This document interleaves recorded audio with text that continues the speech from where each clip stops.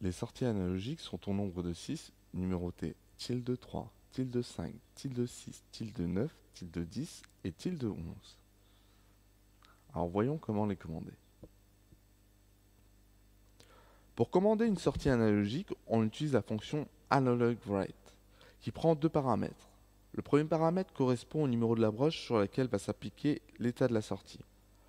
Le paramètre 2 correspond à la valeur de la sortie, qui prend pour valeur de 0 à 255. Pour maîtriser cette fonction, vous allez avoir besoin de quelques connaissances par rapport au PWM. Le PWM est avant tout un signal logique périodique. Vous allez me dire, c'est une sortie analogique. Eh bien, pas tout à fait. C'est pour cette raison que je vais aborder avec vous quelques notions. À partir de maintenant, nous allons parler de fréquence, de période, de rapport cyclique. Lorsqu'on étudie un signal périodique, il y a des notions à connaître en électronique. Commençons par découvrir la formule F égale 1 sur T. 1 correspondant à une seconde écoulée, F à la fréquence et T à la période. Un signal périodique, c'est le même signal qui se répète dans le temps. La durée de ce signal, c'est ce qu'on appelle la période, que l'on nomme T. La fréquence, c'est le nombre de fois que la période T se répète en une seconde et a pour unité de mesure le Hertz.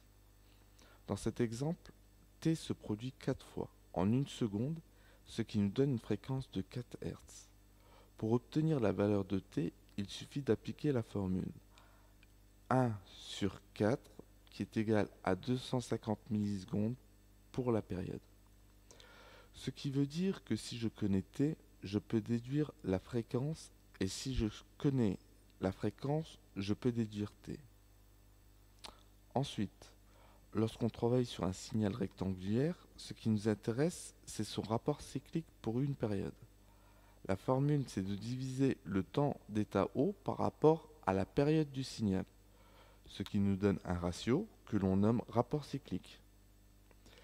Ici, mon temps est à delta O est de 187 millisecondes, divisé par une période de 250 millisecondes, ce qui nous donne un ratio de 0,75, soit 75%. Maintenant, à quoi sert le rapport cyclique? Vous allez voir la notion analogique du signal. Pour moi, le rapport cyclique me permet de calculer la valeur moyenne du signal.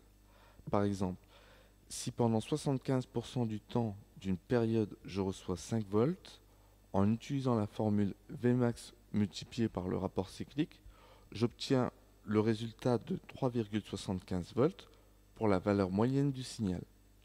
Sur la platine Arduino, le paramètre sur lequel il est possible d'intervenir, c'est le rapport cyclique.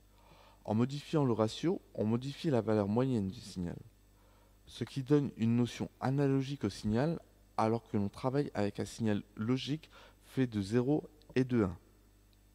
Voilà pour les notions que je souhaite vous faire intégrer avant de passer au signal Pulse Width Modulation, ou MLI en français. À présent, quelles sont les caractéristiques du PWM de la platine Arduino? Tout d'abord, une fréquence fixe de 490 Hz sur la plupart des broches, soit une période de 2 millisecondes. Ensuite, 980 Hz sur les broches 5 et 6, soit une période de 1 milliseconde. Je disais plus tôt dans la vidéo, le paramètre sur lequel on va pouvoir agir, c'est le rapport cyclique. Celui-ci est codé sur 8 bits, ce qui nous donne 2 puissance 8 valeurs, soit 256 valeurs, allant de 0 à 255. Ici, je vous présente comment le signal évolue avec 4 valeurs différentes pour AnalogWrite. Pour un rapport cyclique défini à 25%, AnalogWrite prend pour valeur 64. L'impulsion est de 1/4 du signal total. Pour un rapport cyclique défini à 50%, AnalogWrite prend pour valeur 128. Le signal est carré, il est autant à l'état haut qu'à l'état bas. Ainsi de suite pour un rapport cyclique à 75%. Maintenant, avec un rapport cyclique à 100%, AnalogWrite prend pour valeur 255. Maintenant, voyons comment calculer le rapport cyclique en transformant un pourcentage en octets.